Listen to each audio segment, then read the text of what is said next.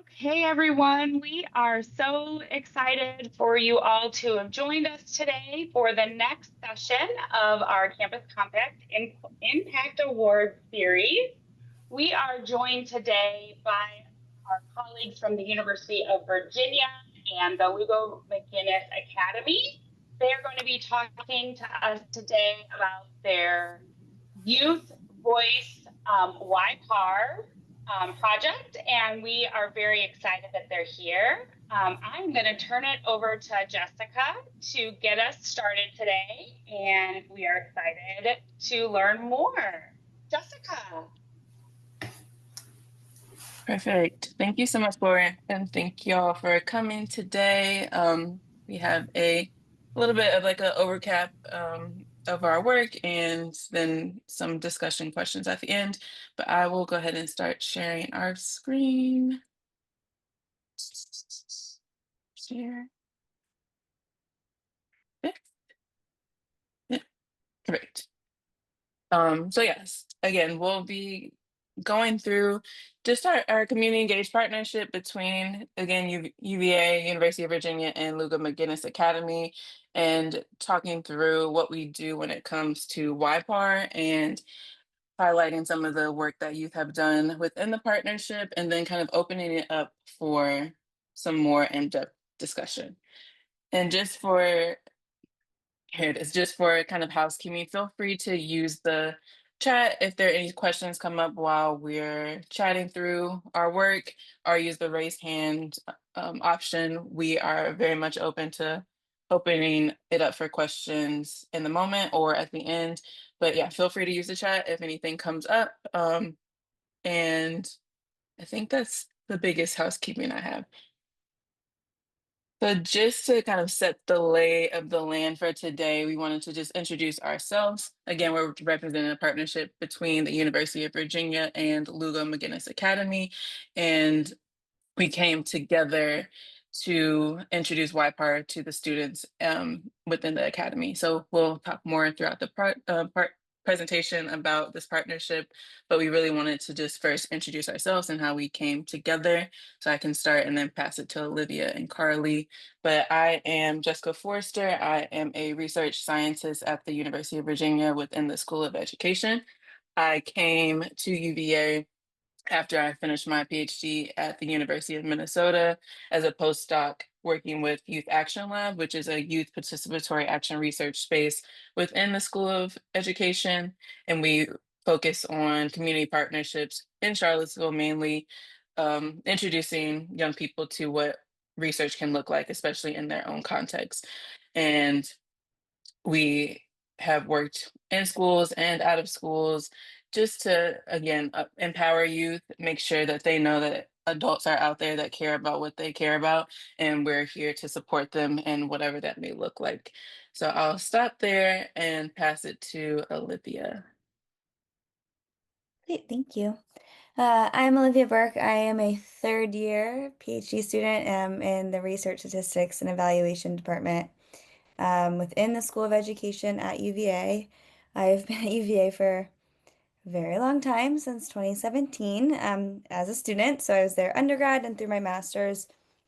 And while I was in my fourth year of undergrad, I joined Youth Action Lab as part of my capstone research. And I'm really interested in research methods and how we can make research more authentic to communities and to youth, and help to really share the stories from communities that are driven by the rhetoric that individuals within the community believe to be true in that space, rather than an external researcher. So participatory research is my favorite thing to think about and talk about. I've stayed with Youth Action Lab throughout my PhD and master's, and so I just finished up my fifth year with the lab, and then my fourth year in partnership with Carly and Lugo-McGinness, which is the partnership we'll talk to you about today. And I'll let Carly introduce herself.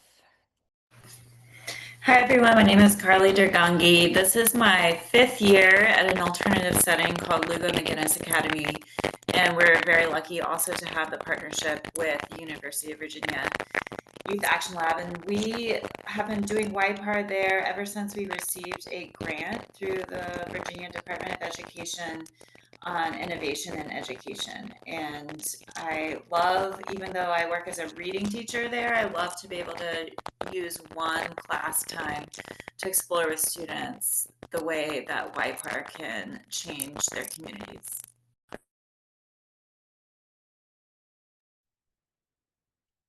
Perfect. Thank you, Olivia and Carly. And we may have time at the end, but just for now, we would love for everybody who's there, if in the chat you can just kind of put your name, well, your name will be there, but where you're coming from, and if YPAR is something that you've um, supported in the past, or if YPAR is something that's completely new. We're just curious who's in the audience and what level of experience you have with YPAR. So as we're going through, please add to the chat just so we can get to know you too. Perfect. So I want to pass it off to Carly, and she's just going to set the stage of what is YPAR and how do we, the three of us, use YPAR in our practice. Thanks, Jessica. So I am excited to hear from everyone. If you many of you probably already know, but what experience you may already have with YPAR. And I see from Melissa that YPAR is new to you. So thank you for filling me in on that. I would be happy to give you some background information. YPAR stands for Youth Participatory Action Research, and it's flipping aside or flipping upside down the long history of research being driven only by people from the top down. And participatory action research flips that by getting the participants of studies to drive the design of research. And youth participatory action research puts young people, especially, at the helm of that design. And it has a cyclical nature to it, usually, and it's very much like a research project, but there are some differences. But usually, young people get to identify what problem they may have in their immediate or broader community. Then they have some time to investigate that, take action, and then share and learn from that process. So we are really fortunate that we get to work with young people, and this particular partnership works with youth that are in an alternative high school. So we're working with high school age students, and we're solving problems. The students are in charge of identifying what issues they are working on, and we get to be flexible, and we get to encourage students to reflect throughout the process. We are not from top down researching the young people themselves. We're not supporting adults to solve the problems. We're really putting young people in leadership roles of what they may want to explore with us. And we're not focusing on the issues that were pre-decided by the adults. And we're not focusing on creating new knowledge or structuring it in a linear step. We are really working on the flipping all of that older construct of research upside down. And what we found, especially this year, that by putting students in charge, it can even be messier than what I just described. So we find ourselves throughout the year hearing from students that they need more time to build trust. So we notice that students often want to spend more time getting to know our co-facilitators. In this case, Olivia was our facilitator for the last academic year. Students just wanted to hear from her perspective of living in Charlottesville, not as someone who had been there for a long time, but someone who came as a university student. They wanted to hear what that was like, and they wanted to share how different their experiences may be. It can be without a super cumulative end public presentation of projects.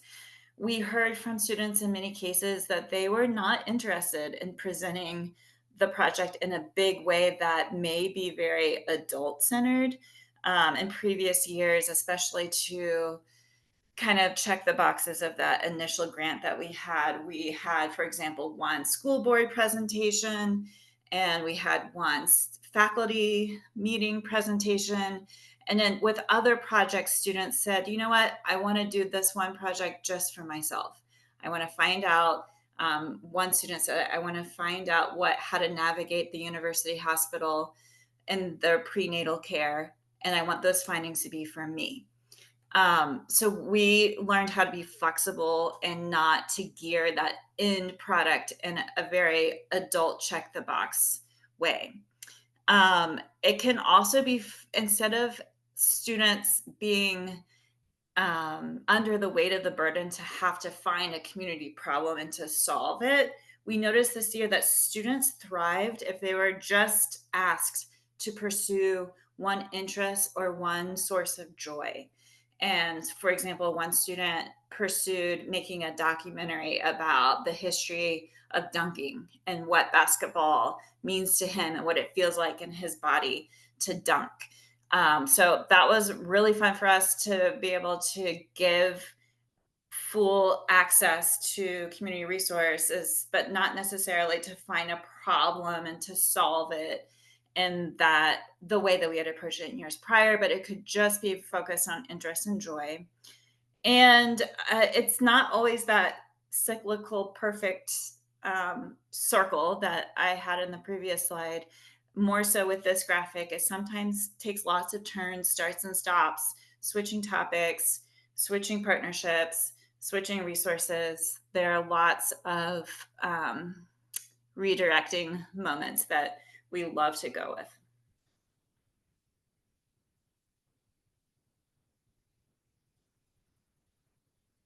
Perfect. So, kind of like an overall highlight of YPAR, and we really wanted to show how the LMA, Lugo-McGinness, and UVA partnership take parts of like the foundations of YPAR and uses it in real time. So the next few slides are just highlighting some of the works that students have done and the work that we've done as facilitators.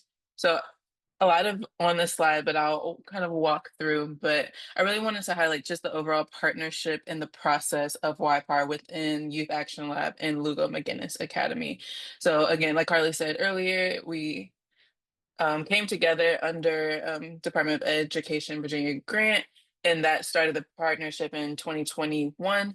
And throughout this partnership, there's been multiple years with projects, different projects each year that highlight different aspects of the YPAR process. Like Carly mentioned, it's not always from A to Z. Sometimes it's from A to M and back to B, but the process is always ongoing and grounded in the foundation of youth empowerment. So this just kind of represents our process as facilitators and the work that youth have done to become youth researchers and co-researchers with us. So typically, like Carly mentioned, we just start with conversations about what youth are interested in and what brings them joy. And these two pictures near the top are a brainstorming from the 2022 to 2023 academic year partnership. And we just had a conversation during one of the sessions about what youth were interested in. And that kind of went into a whole conversation about community support for young people, about different options for elective credits, some that are already in place, some that they wish for, also thinking about youth adult relationships, not only in schools, but also in the community. And it just really we got to know each other as adults and as youth and as people coming together to support research. So that was just a really great grounding exercise that happens at the beginning of the year. Also, what frustrates them. This also lets us as adults know what what potential projects can come about this partnership and how can we support and use our resources and our privileges within the community and within the university to help them explore some of their frustrations or some of their things that they want to change. So these just kind of show some beginning, getting to know you questions that we do with the youth that really help spark some of their YPAR projects. Also within this overall process of YPAR, we let them explore and represent their creativity. This past year, Carly and Olivia made these really cool stickers that they were able to personalize and use to represent their work. We also use our experiences to train them in research methods. So they have created their own surveys to survey students and adults within the schools. We have also trained them on how to do interviews and focus groups with their peers, and that helps them support their ideas of interest into a researchable topic. And at the core of YPAR is action. And like Carly said earlier, they're able to take the action step of YPAR and however may work for that project. I have a video in the next slide that kind of shows an actionable step of creating a documentary with the local community partner and the creation of the neighborhood kitchen, which we'll go through in the video. Also, they have done presentations within the school for their peers and other adults and community partners, as well as within the city council. So the avenues are wide. We tried our best to just follow their lead and support where we can when it comes to training, when it comes to planning. But at the core, it's always what do they want to do with this project and how can we continue to support them so that they feel heard and they know that teachers as well as people who are coming from the university who could be complete strangers are here to support them. So that is just like an overview of what we have done. So many things to celebrate, but just a sneak peek of some of our process that we do at LMA. And fancy. So this is about 6.5 minutes, and it is from the 2021-2022 academic year partnership between LMA and UVA. And it just shows, again, the process from something that students were very frustrated about at their school and what process they did to get to this final actionable step of creating the neighborhood kitchen and showcasing their work. So I'll play that. And then again, if any questions or comments are coming up, feel free to add them to the chat and we can come back together after this. And let me know if the sound isn't working. Neighborhood kitchen, scene one, take one.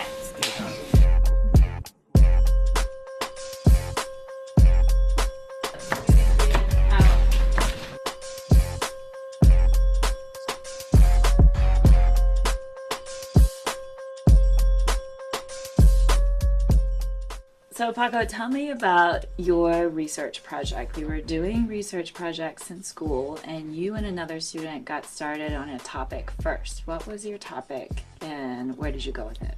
Our topic was a little project called Neighborhood Kitchen, and it was cooking as students, because we didn't have no lunch lady at our school and we felt as if we could do better than what we were getting. And so it started as a project really to help others and feed others. I would really say that the project started as really just a thought. We were just saying it. We was angry. Like we've been saying that since we were young. Like since like 4th grade, we never liked school lunch. But then as we get older, we can actually change it now as we get older. That's age 17. And so I was like, well, might as well put our minds to it and make some food for it. All right, we gotta find, pepper. We just gonna get the big stuff, because it's a lot. We're here to buy stuff to make pasta with Alfredo sauce. We're making Alfredo, you feel me? Making Alfredo. With the broccoli and the, you feel me? Yeah, look at her. That's for what you could. Oh, I wish we had I want to eat a snake. Kroger, sponsor us. My name is Savion Scott. So I was really pleasantly surprised when you jumped in and started cooking right next to me, because I feel like we had not yet hit that point in our relationship where we hadn't worked together all year. What was it about cooking that got us on the same page? I just really like cooking. So it's like me working with other people. It's like me cooking with other people. I feel like I get a better bond with you.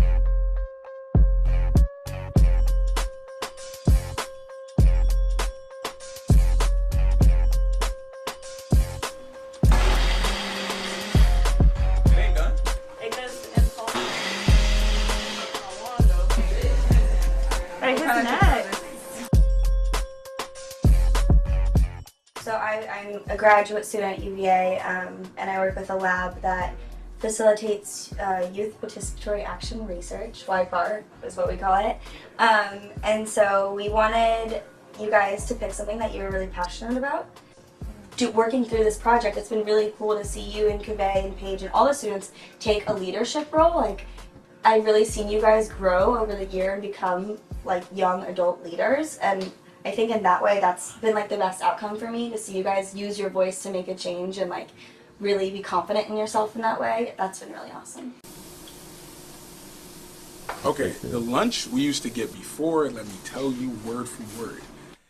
There's a guy that comes here in a pickup truck. He brings our food around 8 a.m. He just drops it off outside. He doesn't take it in our kitchen. He doesn't prep it for us, nothing. But they leave it here, and then we reheat it and give it to us around 12. I just think that's a horrible way of feeding kids. Good.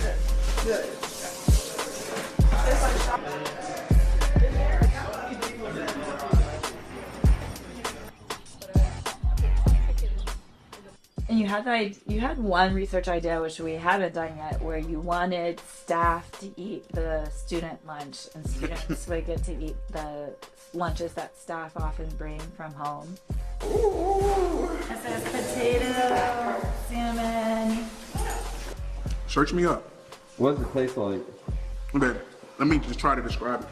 It's like, I can't even describe it. It's that good. It's like, this salmon hits. I thought like salmon was always hard or something. It's soft and juicy, like way better than that tender. Yo, oh my God, yeah. Oh my. Mm-hmm. Not so juicy. I feel bad for you. This is supposed to be yours. Our students, they loved it. And looking into them, like I've seen their behaviors change. Like a day they know we're gonna cook versus a day they know we're not gonna cook. Their excitement levels are up. Everybody's here and everybody's on time. Everybody's ready for something. And same way with the teacher. Teachers, I look at teachers and I notice they know they're gonna have a great day today because we're cooking today. So they know all the students are ready and amped up for that, and all their energy's ready for cooking. And once cooking's done, they're gonna all be chill and we're just ready for school. So I've seen how the vibes between students and teachers were different on cooking days and not cooking days. What would you say has been the best meal we have made for you? Even though you only been here for one, so explain the one. The egg and sausage with the peppers. That was good. The casserole? Yes. What would be the best food we ever made for you out here? The burritos. The burritos. I get that was our first and ever pop off. So you would say that was the best. It still set the top off. So we haven't made it back to the top yet. Are we close? Yeah. Okay, we're close. Okay. The theme of love came up, or the spirit of food, the love around making food for others. Did we find the love? We definitely found the love. I feel as if food is another way of showing love. Like when you go home and your mom cooks you a great meal, you feel blessed, you feel tired, and you feel as if you're complete for the rest of the day. When I was eating school lunch, I was still hungry, I was ramped up, and I had no energy, but I had enough energy to do everything other than schoolwork.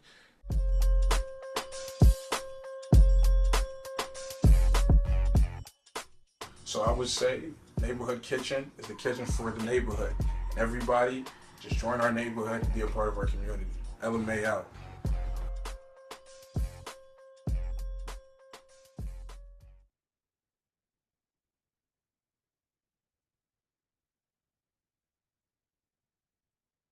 Perfect. So yeah, just to give like an overview of the work that youth are doing at LMA, it's been a really amazing partnership just to see like where their minds go. I think sometimes, at least in my role in higher ed, I can be very much tunnel visioned on what needs to be done and what metrics I need to be meeting. And so I think it's been a really great experience to work with youth and partner with youth to continue to push myself in a creative lens and to create research and create outcomes and disseminate in ways that are true to the work that we're doing. Um, I also wanted to just showcase some of the ways that our partnership is reciprocal. I think not only are we supporting youth, we're supporting each other as colleagues and as collaborators, which has been a really beautiful thing, and using the community resources and the university resource to again highlight what YPAR stands for and what the work that the students are doing. So I think holistically, we not only are here to support youth, we're also to support a university community partnership. So on this slide, and we can share some of these links because we're doing some really cool stuff about some really cool stuff to like highlight the voices of youth. During the 2022-2023 partnership, we were able to use the Youth Next, which is where Olivia and I are housed at, use the Youth Next blog. So we did like an interview with two of the students who are doing YPAR projects this year, just to ask them about what their project is about and how YPAR has helped them become get ready for graduation. So the blog was a really great space to highlight youth voice. We also have used, which is a as of when was that, last week? UVA Today is one of the major sources of news at the University of Virginia, and it's a really great honor to see Nick, who is on the left side, represented in this article, as well as the partnership within a university-wide space. So we've been able to use our connections to make sure that youth are highlighted not only in the School of Education at UVA, but also across the university, which has been really amazing. Um, on the community side, we have gone to some of the events that LMA has hosted, like the Picnic for Community Partnerships. We also joined them for a community cleanup event. So not only are we bringing youth to the university, we're also making sure that we're getting outside of our comfort levels and making sure that we're being a part of the community as well, which I think is a really important part of the partnership as a whole, is that the university is not the only source of knowledge within Charlottesville. Charlottesville as a community has some really strong historical ties, as well as already put in place supports for youth. And so we are joining the community not as a source of um, knowledge, but also as a source of support. So I think it's been just a really great partnership to show the strengths of both the university and the community. And before I pass it off, Carly and Olivia, was there anything else that you would add just to kind of like highlight your experience? Sorry to put y'all on the spot. Highlight your experience working with not only students with at LMA, but also just like the partnership in general.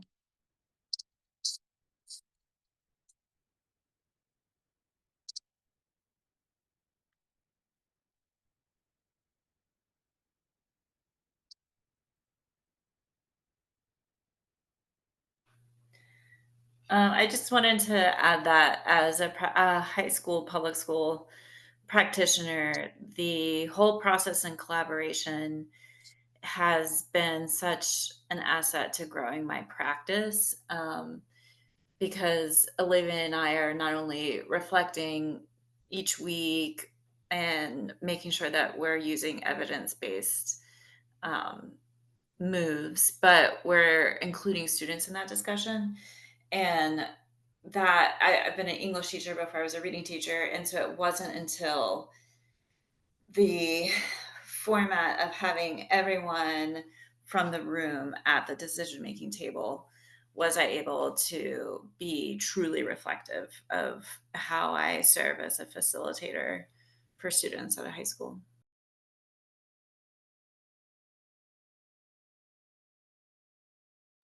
Yeah, I would just add, I think from the university side of it, it's really helps me to feel a part of the community here in Charlottesville, and like be more of an authentic member of the community, someone who's not just here for, a few years while I'm in school, but someone who actually really cares about the space around me and the people around me. And it's been like really fun, like going to their basketball games and um, supporting the students like outside of just the YPAR class and like getting to know the world around me in the space that I'm in. I feel very lucky to have that opportunity with LMA.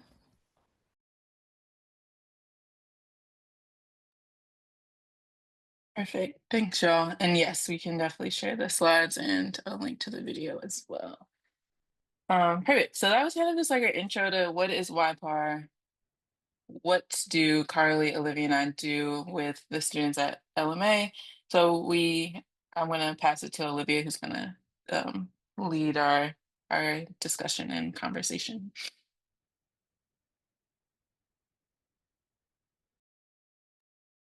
Cool. Thank you.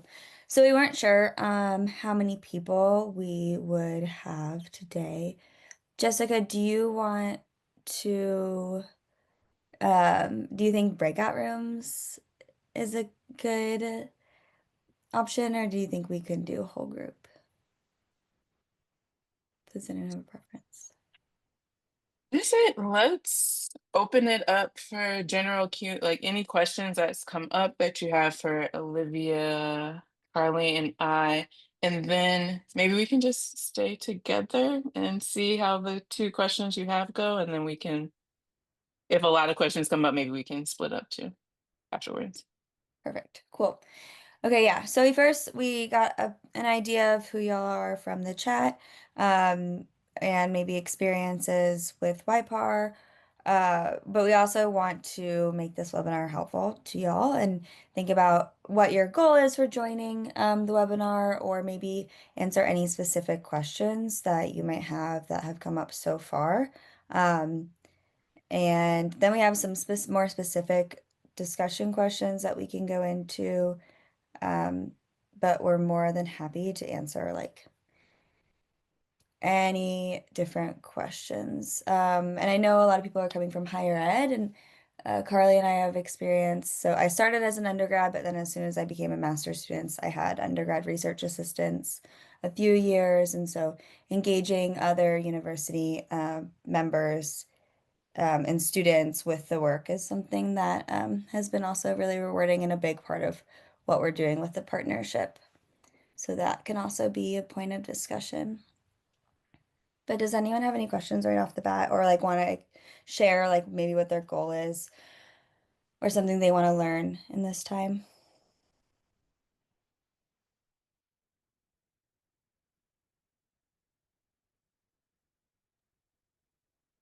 Would you like me to remove the spotlight and we can bring everybody back so people can see each other? Or do you want to stay like this? Can we can we do that for right now, and then we might move back in a second? But I like to see everyone's faces. Thank you. Yes, definitely. Jessica, if you want to unshare, I will remove lights and everything. Sweet. Thank you. I'm not so savvy with Zoom, even though I should be, having used it for so long. Awesome. I think Darby, yeah. Want to go ahead? I was just going to say hi. This is Darby from Bates College in Lewiston, Maine, and I'm outside and might have unstable internet. But anyway, and you might hear loons in the background. They're very, very chatty today. Anyway, I was just going to say that one of the things I'm most interested in is kind of some of the things you already started with was about, how to make sure that, I mean, I'm used to working with undergrads, and so our focus tends to be very much, I mean, partly on what their interests and joys are, but mostly on what the community opportunities are and how the community is defining what it wants these undergrads to do. And so it's kind of community driven rather than student driven. And so I'm just really interested to kind of just sink into that a little bit more, because it really is a paradigm shift. And I'm and so I'm interested in how your UVA undergrads, if I'm understanding this, like you're working with this K-12 school, but your undergrads are working with them, right? So what's the difference in how you're framing this for the undergrads and for the youth? And, are I'm anyway, I just anything in that space, I think I would be interested in hearing more about, because I feel like this has been focused mostly on how you're elevating youth voice and youth around the table. And I'm interested in what are the undergrads doing and what are you emphasizing with them? Yeah, that's a great question. And that's something that we really have been reflecting on recently, with like thinking about our community of practice. Jessica has been spearheading some great work on that. But from my own experience, so Youth Action Lab first started, so the group that facilitates the YPAR. With a postdoc in 2019, and the undergrads were in supporting roles with like pulling together some sort of plan or curriculum of how to facilitate YPAR with local community members. And at the time, there was a need for it. The postdoc had been working with a different local high school, and so it had kind of come up organically. And then when she shifted out of that postdoc position, um, we kind of kept it going, and then Jessica was hired. Uh, and so the undergrads actually started to play a leadership role in what that lab looks like. So there was like a year where it was my master's year, so I was a fifth year technically, but right out of undergrad. And I got to play a role in like how we're going to engage with the community as an undergrad, as a student, and like how I'm going to lead another graduate student through facilitating YPAR for the year. And so then when Jessica came in and gave me some more leadership guidance, I had more space to then lead undergrads myself. And I tried to follow a very similar leadership role. And I think Jessica does as well, where everyone in our community of practice has decision-making space and voice. So like there's so many times where as a research assistant or someone on a project as an undergrad, as a master's student, even as a PhD, where I am just following someone else's instructions and I'm carrying out that work for them, which is totally fine and great experience. But within how our lab functions, everyone has a voice in how we're going to do things, like what feels right for us, what we want to engage with, what are we really excited about, supporting each other regardless of like what the position is or what the workload is.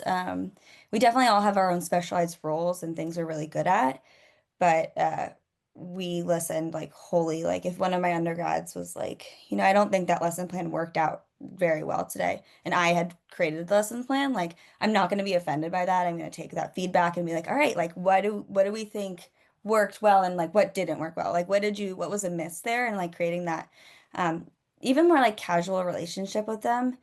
And then they and I and Jessica and Carly, I think we extend that down to the high schoolers. And so, as Carly was saying, bringing them also into that practice of like, hey, like the lesson plan last week, this is how we thought it went. Like, how did you think it went? And so then they're having a say, and then there's like that back and forth between the undergrads and the high schoolers. And at this point, I like to sit back and let them have that dialogue. Um, and then jump in where needed. So like it's really fun to facilitate more of like a leadership role for the undergrad students, and let their voice come through of like, I know what I'm doing and I can make decisions in this space. I'm not just following someone else's choices. Was that helpful?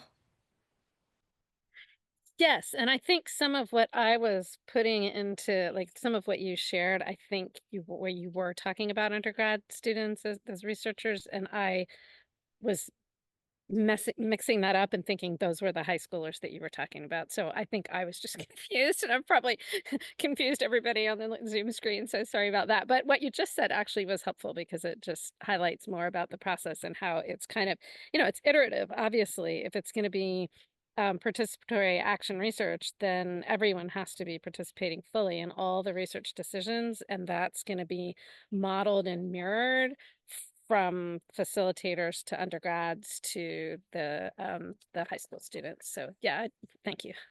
Yeah, of course. Yeah, I think it's a confusing setup. There are so many people who were like trusting as adults to make adult decisions, and like we say that from the front, like from the front end, like we will take on the burden of like responsibilities, but like we want everyone to be like researchers in this space and decision makers in this space. So we also have a hard time with like determining what to call each like role within the group. So thank you for that. Did anyone else have any other questions right off the bat? I can Or just add anything you really have? quick. Yeah. Yeah, I can add really quick to that is that, yeah, we try some people who join Youth Action Lab don't have any research experience. And I think that's also something that we try to do. Of course, as soon as I start talking, someone's outside, so hopefully that's not loud. But yeah, we try our best to like train undergrad and master's students as well. So we outside of facilitation, Youth Action Lab also has research projects that are ongoing, and we try our best to bring in undergraduate students, PhD students, master students in those projects to learn what qualitative research looks like for themselves as, up and coming professionals, so that they feel more comfortable teaching those skills to the high schoolers. So I think that's something that we've tried to do more in the last couple of years, is to have these ongoing, sometimes stop, sometimes going projects. So at least they can learn, like, this is a interview transcript. What do I have to do after that in order to start qualitative coding? Here's how we do a memo. How can we use memoing techniques with the high schoolers? So I think that not only do we partner with Carly and Lugo-McGinness and some other organizations in Charlottesville, we also try to make sure that anyone who is facilitating YPAR has some kind of comfortability with research itself. So I think that's also something that we've been incorporating into our practice.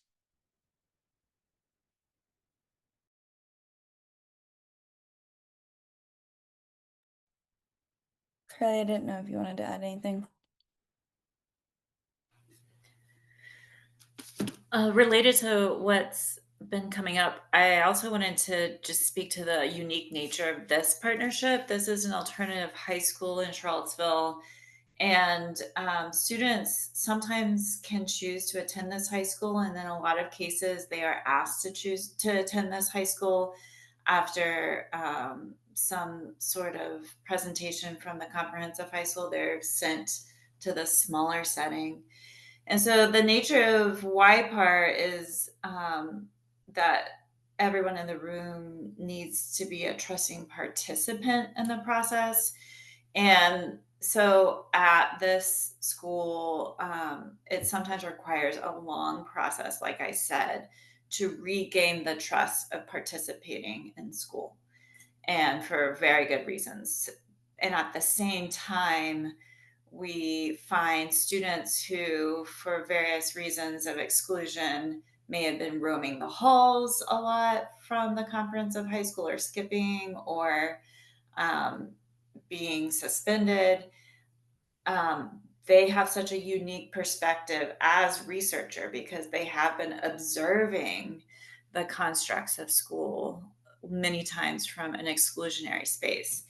And so to speak to the earlier question about what is the role of everyone, I noticed that the university facilitators often provide a non-city schools employee, so not me, like not the regular teacher, but just an additional person in the space to model participation and to model.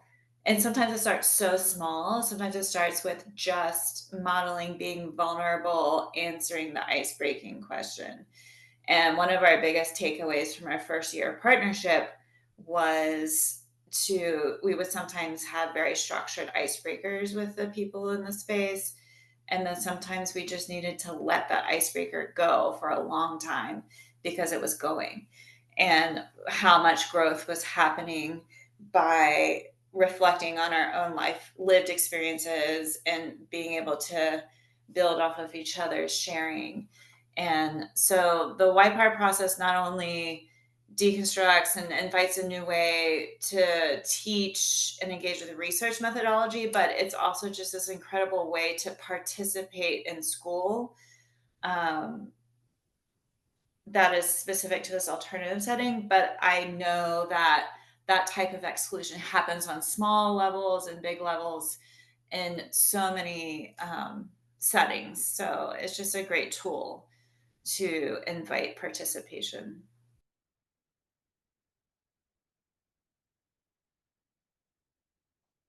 Thanks, Carly. I definitely echo that. Wonderful. Does anyone else have any other questions? Or it can even be like maybe specific applications of where you're thinking about engaging with YPAR or wondering about how to get started or anything like that.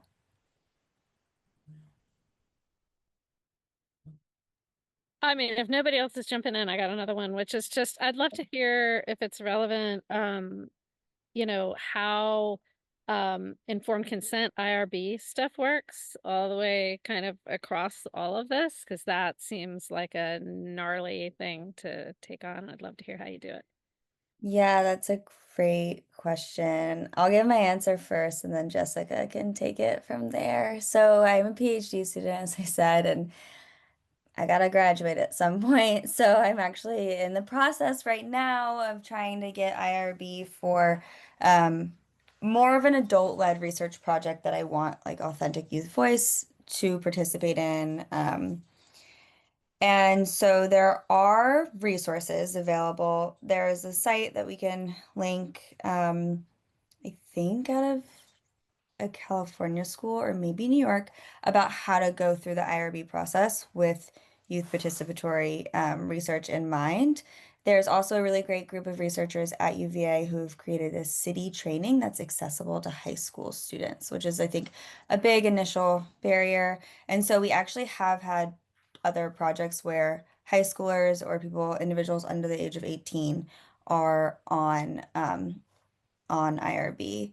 And then a lot of the students' projects, because IRB normally is related to some adult outcome or like what we are trying to get out of this, or partial, like part of what we're trying to get out of this. So a lot of times the student projects are not IRB, they're just for the students and for the community there. We write a lot about the process of using YPAR, which we were able to get Carly on the IRB for, which has been really awesome. So like having the community partner with us in the research team. But I'm about to try to do the process of getting my high schoolers and my undergrads on IRB. So hopefully I'll get that done and we can definitely share those resources. But Jessica is our IRB star, so she can talk more about it. Yes. I was looking for one. I know this one is from UC Berkeley. They started to like compile YPAR related IRB applications. So off the top of my head, I know that is one.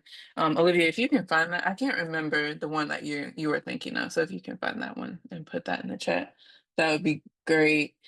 Um, so yeah, I think I've been on a couple IRBs YPAR related that have different aims. I know that Youth Action Labs currently is looking at outcomes of being a part of YPAR, and so I think that one was tad bit easier because we're kind of looking at YPAR holistically about what are the outcomes of youth and adults being a part of YPAR. So I would say not too much pushback on our end on that. I think the work that came was on another project where it had a more specific topic. It was surrounding youth and mental health.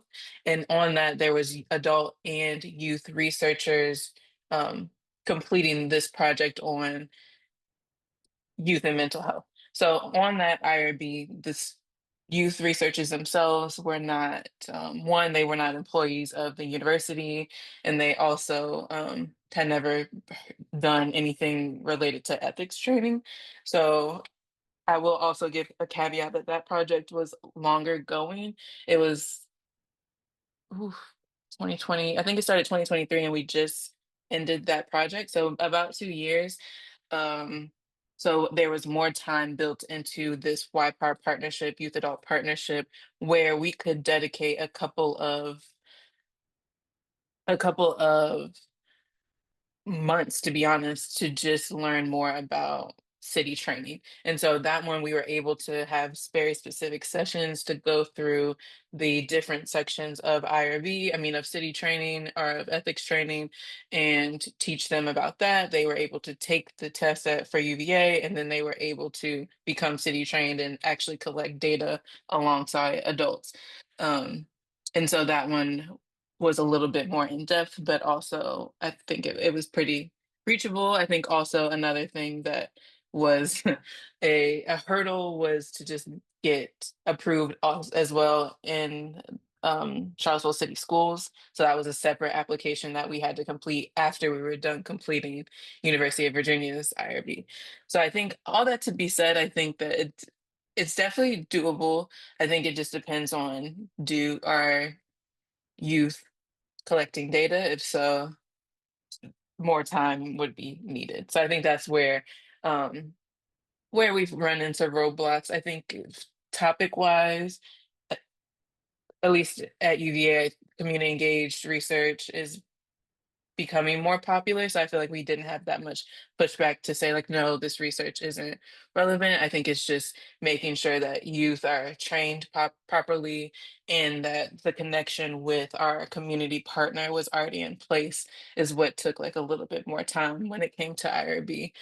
Um, yeah, I feel like that was a very long answer to our IRB experiences, but I think again it's been pretty successful. We've brought Carly on to one of our IRB proposals, so we were able to bring youth and community partners onto our university-based ethics board. So we've had success. I think it's just knowing YPAR and knowing the time that it takes, building in that time when sometimes it's just unknown, the timeline. Thank you. And as maybe Olivia mentioned, I mean, presumably not all projects, I mean, they're are collecting data or creating new knowledge, or they're just not gonna, they're just exempt from IRB, even needing to submit. So which again, like in higher ed, you kind of never say that. You say, well, submit anyway, and let the review board tell you you're exempt. But I could imagine, like, if you have, I mean, if you have a class of students and they're all working together on one project, it feels more manageable. It's the same way it feels more manageable, in a college setting, in our setting at Bates, when it's, one project. And but when you've got, 6 different teams and they're all whatever, so it's tricky. And just, all the parental permissions that are required with minors or legal guardian permissions, that can just take forever to track down. The good faith efforts to explain the research and make sure, all that stuff is just what. So anyway, like, kudos to you guys for figuring so much of this out. This is the kind of thing when I think about YPAR, I'm like, oh my God, but what about this? Because it's already so gnarly just for undergrads, like in the institution that I'm part of and have some pull in. And so then if we go over into a public school system, it's like, and this project that you shared with us is so beautiful, and you figured things out for it. So it's also just super inspiring to say, don't let those fears, shut down the pursuit of amazing learning opportunities and partnerships. No, I think that's a really great point because Olivia was part of the foundation of Youth Action Lab during the pandemic. So the first couple partnerships were virtual, but I will say that we did not even dig into expanding Youth Action Lab into a research-based space until 2022-ish, 2023-ish. So that was the 3 years that was Youth Action Lab was really strictly community engaged space from the School of Ed that was working with the city of Charlottesville in different ways. So to your point, yes, very daunting and very anti sometimes timelines when it comes to higher ed. So I think it as much as we're like, yes, we have IRB and we are using the IRB, we also spent 3 years of just laying the foundations of what is Youth Action Lab and who are we to our partners. So yeah, to your point, it's like, yeah, it is like very daunting, but also it is only like one small sliver. Um, and also, I know there's 2 minutes left. I know people are heading out, and we can obviously share the slides, but I did want to just share really quickly in like 1 minute. Share that at Youth Next again, where Olivia and I are housed, we have the YPAR working group, which is really like a once a month space where we can come together. I co-facilitate with a colleague, Shireen Amala, and we literally just do like check-ins with whoever can make it that month. We usually prepare a highlight reel of recent studies around a certain topic. This last semester, we went through process of YPAR, which is really how do we train and all of those things. And then we have space for works in progress where people can share some of their challenges and different ways that they are using YPAR and get feedback. So if that is of interest, if you want to get plugged into any other folks doing YPAR, feel free to shoot us an email at ynypar@virginia.edu and we can get you connected with all of that. So again, we'll send out the slides, but wanted to do that plug before we head out. And again, thank you for joining us today. We're super excited for more folks to learn about YPAR. And if there's any questions, as always, feel free to reach out. I want to say thank you, Jessica, Carly, and Olivia. This was wonderful. I could not have said it any better than Darby did there at the end. She was saying everything that I was feeling in her last comment. Such a great partnership. Really enjoyed hearing all about it. I'm glad that you shared about your working group. I think that there'll be a lot of people that will be excited about it, and we'll make sure to get those slides and share out the resources in our follow-up email, which will come to everyone next week. Thank you so much, and we hope that you all can join us for our next Impact Award webinar that is happening August 5th. I had to think through when that next one was. So we will see you for our next session. Have a great rest of your day, everyone.